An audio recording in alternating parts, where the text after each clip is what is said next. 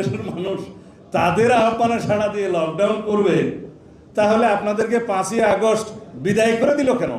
যদি দুঃসাহস থাকে আসেন, বাংলাদেশের মানুষ আপনাদেরকে কিভাবে আপ্যায়ন করে দেখুন।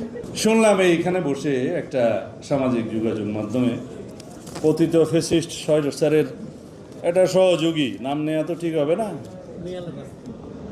তারা ঘোষণা করছে আগামী 13ই নভেম্বর বাংলাদেশে নাকি লকডাউন হবে। তো কেন?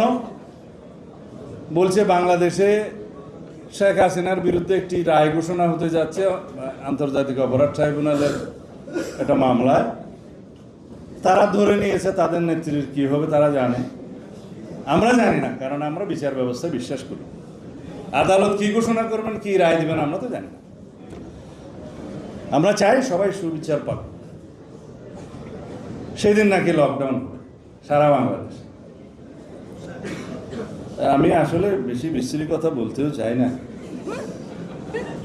এখন বাংলাদেশের যারা রাজনীতিতে বিশ্বাস করে নাই কোনোদিন, বাংলাদেশের গণতান্ত্রিক ব্যবস্থায় যারা বিশ্বাস করে নাই কোনোদিন, ফেসিবাদী স্বৈরাচারী কায়দায় এই দেশে দীর্ঘ অপশাসন চালিয়েছে, তারা যাদের মাধ্যমে এই দেশকে করদ রাজ্য প্রতিষ্ঠা করতে চেয়েছিল, তা আল্লাহ রাব্বুল আলামিন তারা তাদেরকে সেই দেশে আশ্রয় দিয়েছে, অর্থাৎ দিল্লিতে তারা আশ্রয় লাভ করেছে।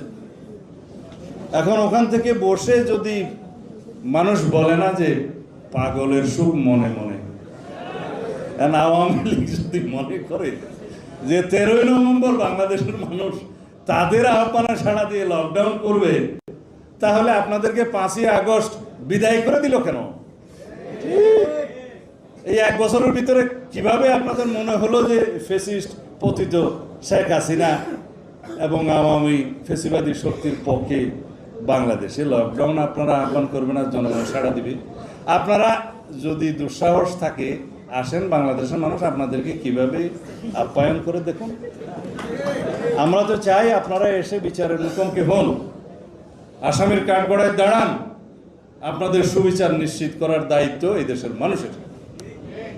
সেটা না করে মনে মনে সুখ পাওয়ার জন্য, পাগলের কি সুখ মনে মনে পাওয়ার জন্য যদি